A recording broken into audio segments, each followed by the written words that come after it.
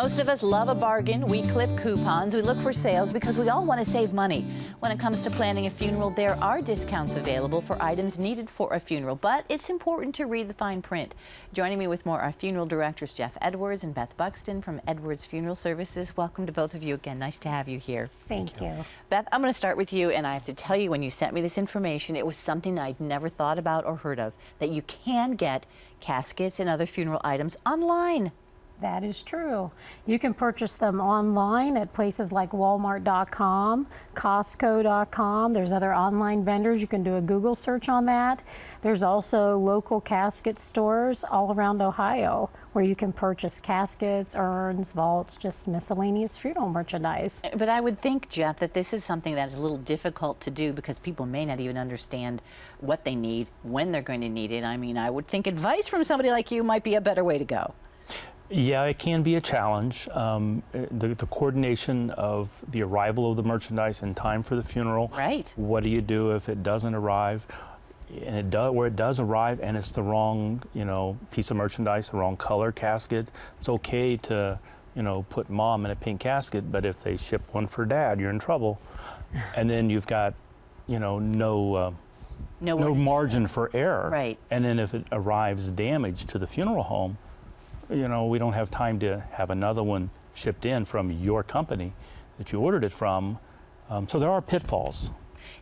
But if someone wants to do that, do you have to accept their choice? Oh, absolutely. Okay. I mean, it's the funeral industry is governed by the Federal Trade Commission, believe it or not, and that's one of the stipulations is that third-party merchandise must be accepted without an additional charge, or you cannot penalize the family for their choices. And we're happy to do that, but just, make sure that, it's going to be what you want.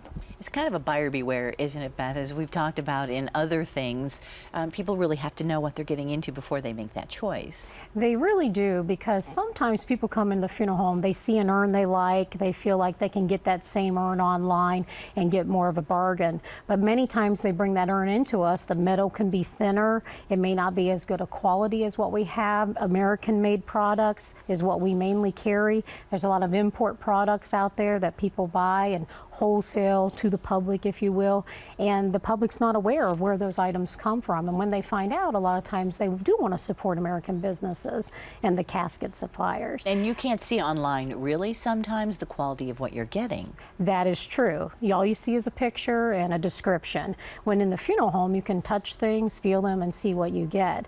I will say one thing about what Jeff was talking about. As a funeral home, we're not allowed to penalize families, but many funeral homes now put together packages with the caskets included or the urns included. If you veer off those packages, the funeral home has the right to itemize your charges and charge you more if you don't stick with that casket included in the package. So these are some things, Jeff, that people should talk to you about when they come to see you, and know that if someone is really looking, that they don't have the big bucks for a big funeral, how you can help them.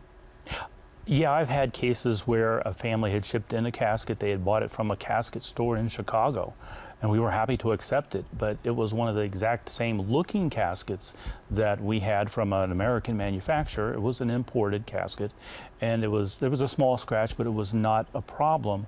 But it was actually more expensive than what our price would have been if they would have just asked, what do you charge for this casket? Things that people don't think about, and they always think if they go out on their own, Beth, that they're going to get something that's better. And these purchases that people make, then, are they sometimes stuck with what they get?